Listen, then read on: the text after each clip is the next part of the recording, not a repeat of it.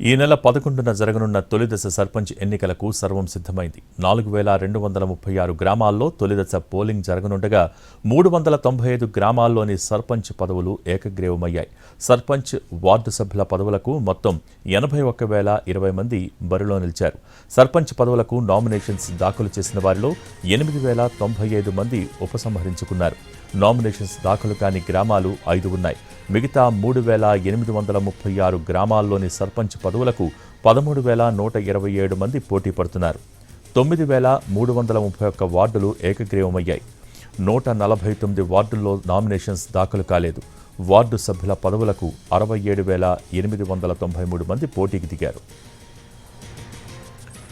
ఈ నెల 14న జరగనున్న రెండో విడత ఎన్నికల నామినేషన్ల విత్డ్రా గడువు రేపటితో ముగియనుంది.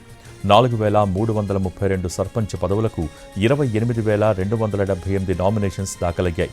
38,342 వార్డు స్థానాలకు 93,595 మంది నామినేషన్స్ వేశారు.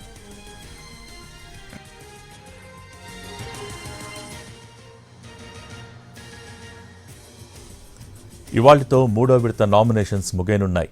9న నామినేషన్ల ఉపసంహరణకు తుది గడువు. అదే రోజు అభ్యర్థులను ప్రకటిస్తారు. మూడో దశ ఎన్నికలు ఈ నెల 17న పోలింగ్ జరగనున్నాయి.